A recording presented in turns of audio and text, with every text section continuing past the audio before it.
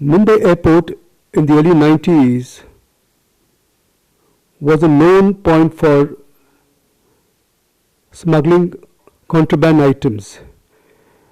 Then with the city serial blast, the whole scene changed.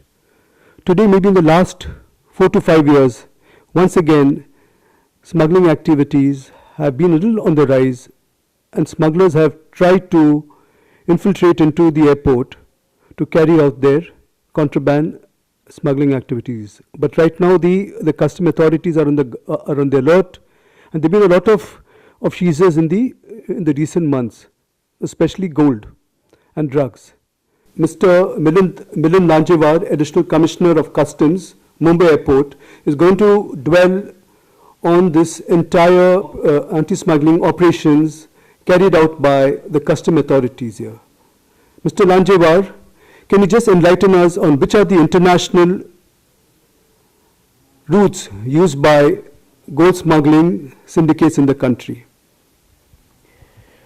The gold smuggling is on the rise, and the main international routes which are used by the gold smugglers are basically they have mainly came from Dubai, other Gulf countries, and other than Dubai and Gulf countries, the gold has also been smuggled from neighboring countries like Sri Lanka, Thailand, Singapore, some African countries, and few destinations like Madagascar and all other places. These are the main routes via which the gold has smuggled into India. Since when and why is there a spurt in gold smuggling activity in the country, and especially here in Mumbai? Okay, I will try to explain you the background behind this, because what has happened, our current fiscal deficit is mainly because of the petroleum product and gold import.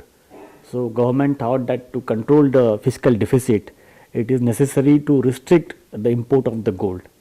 So one thing which they did was they increased the rate of duty on the gold, which was around 2%, to suddenly it has gone to 2 to 4, 4 to 6, 6 to 8, and 8 to 10 within span of 1 year. So duty at present is 10% on the import of the gold.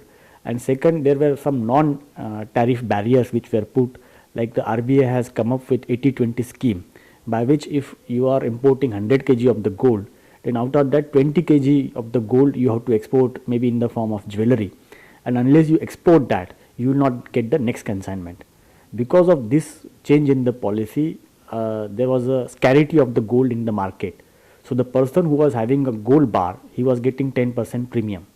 Thus at present 10% the rate of duty and 10% the premium.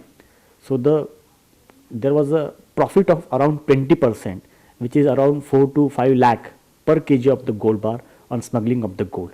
Because of this huge profit of margin in smuggling of the gold, there is a spurt in gold smuggling. Could you just tell us about how successful have you been in this operation, in this anti-smuggling operation?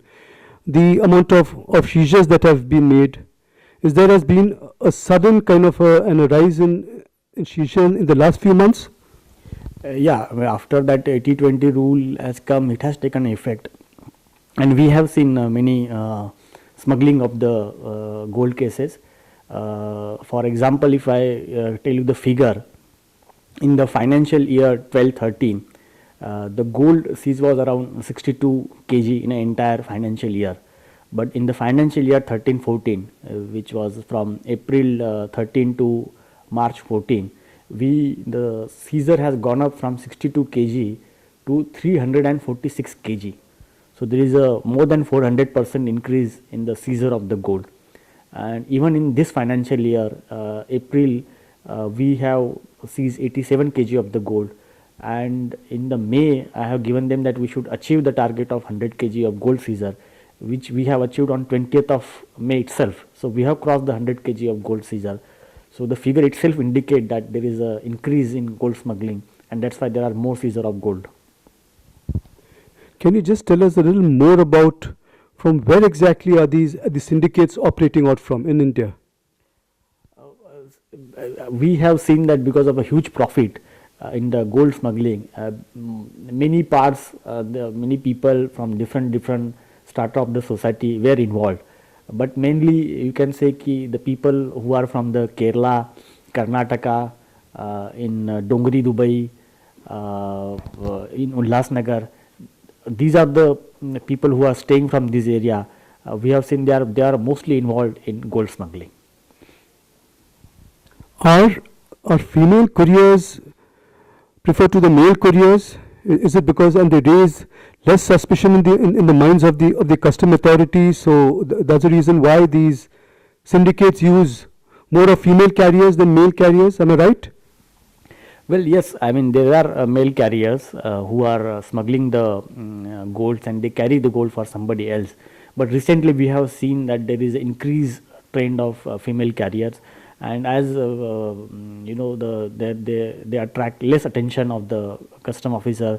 They are less scrutinized by the custom people, because we generally go by the profiling of the passenger. So most of the time the ladies who are from affluent family and educated family generally don't get attention from the intelligence people. So but we are now alert on that, and I remember in one night entire 5 cases have been made which were seized.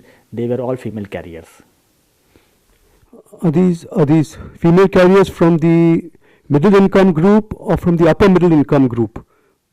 They are from all strata of the society. We have seen the people who are from very poor family also have smuggled the goods, and some ladies were there even from the business family. They were also involved in the smuggling of the gold. So it is not that because of a huge profit margin, as I have told you, we have seen the people from all strata of the society are attracted towards the smuggling of the gold. As of today, which is the preferred contraband items smuggled into the country and into Mumbai Airport? We have mainly targeted gold and drugs, because what has happened, gold, because of policy there is a spurt in the smuggling of the gold, as well as the drugs, which is, you know, internationally there is always alert about the smuggling of the gold drugs. So if you see our figure in financial year 12-13, we have seized around drugs worth value of 49 crore. But in the financial year 13-14, we have seized the drugs of worth rupees more than 100 crores. So there also more than 100% growth we have shown. Is it an entry point or the exit point that you'll have seized it at? Well, what has happened, it is both way. One cannot say you know, it's only going out of India or coming into India. But generally, if you see, the practice is whatever modus operandi we have detected, the synthetic drugs like, you know, methaqualone, ketamine, they are going outside this country, and the other drugs like cocaine, we have seen they are coming into the India. So we have booked both kind of cases. And where does cocaine come from basically? Well, whatever passengers we have detected, it has come from the African nations. So those route is even sensitive for smuggling of drugs outside the country. So we are more concentrating on that route, African countries. Can you tell us a little more about gold smuggling, you know, the modus operandi, and then let's get to the drug smuggling operandi, you know, and the novel methods today that they are using. See, there is a bottom line in the smuggling of gold at the airport. It was there in 90s also and now also, that whenever there is a hole, we think that cavity can be used for smuggling purpose. So earlier there were some classic method of smuggling of the gold, like smuggling the gold through the shoes, or, you know, sole of the shoes, that was used mainly by carriers. So those methods are still been used. Apart from the shoes, now certain new things have come, like mobile has come nowadays. So we have found that the cavity which is used to store the battery in the mobile phone, that cavity was used to smuggle the golds.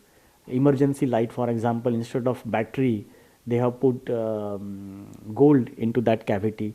The suitcase, you know, the suitcase will have a metal lining on its surface.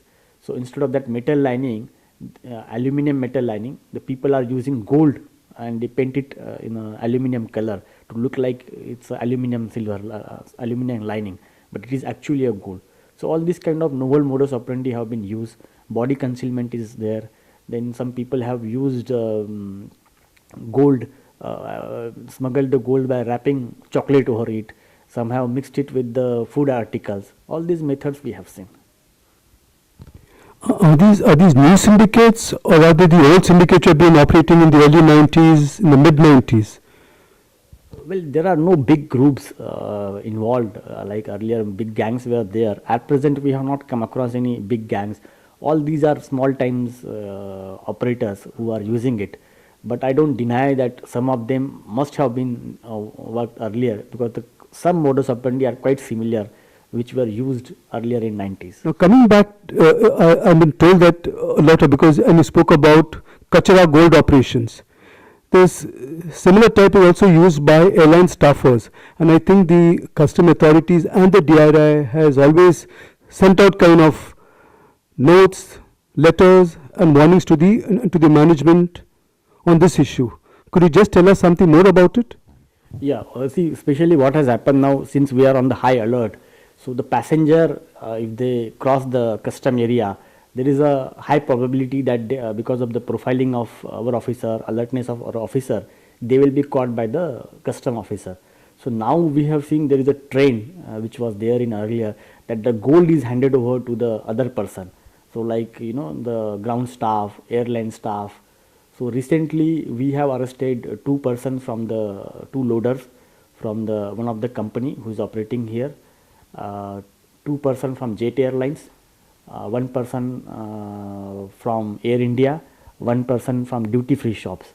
In all these cases, gold was handed over to them, and since they are the staff working inside the airport, they kind of get a special privilege, and they are not scrutinized the way in which we scrutinize the passenger. So those cases also have come across, and now we have returned to the MIAL, which is the custodian of this airport, that all the such agencies who are working here, they should control their staff. Like we have told that ground handling staff should not carry mobile phone, so that the passenger who is carrying the gold will not be able to contact them and will not be able to hand over the gold to them. So these kind of steps we have taken to avoid the handing of the gold to these ground staff. Has the customs acted against maybe jewelers? Because I think maybe in the last 2 years you have arrested certain lady jewelers, lady jewelry designers here at the airport. Are they also involved in it directly, or is it a kind of an indirect link? As I told you that since there was a high profit margin in smuggling of the gold, the people from all strata of the society are involved. They can be for business purpose, they may be small time investor, they may be just carrier. So all these people have been involved, and we have taken action against everybody. Well, the recent, maybe about a week back, there was an easing on the gold import restrictions. Do you think that will bring down a little of the smuggling activity of the yellow metal? Well, see what has happened. That the consumption of the gold is highest in India, and the smuggling has taken place because through the legal route it was difficult to import the gold. So naturally, when the legal route is not working, people have shifted to the smuggling of the gold. There may be some measures that has taken place, but still there is a 10% of gold duty which has to be paid on the import of the gold. So immediately it may not completely stop the smuggling of the gold, but it remains to be seen how much gold is imported through these legal means, so that the smuggling will come down. I think we have to wait and watch.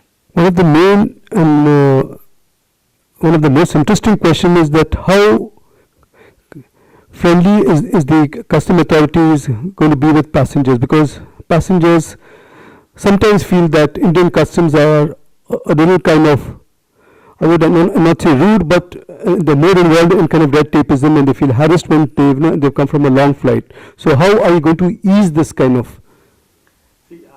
I will give you the example, like, what has happened. The custom scrutiny is not based on personal search of each and every passenger, like other agencies do. Like for example, CISF, when you are boarding a flight, each passenger is frisked, or immigration, each passenger is checked with the passport. We are not doing that kind of personal frisking or search of each passenger. Our is mainly based on profiling of the passenger. So we keep in mind the facilitation to the passenger as well as our anti-smuggling activity. So we walk a tightrope of both the side, and we try not to harass the passenger who is genuine. Mr. Milind Lanjewar, it was a pleasure talking to you. Highly appreciated for you giving your time to Media Eye. It was great and an enlightening conversation with you. All the best in your efforts and in your work. Thank you.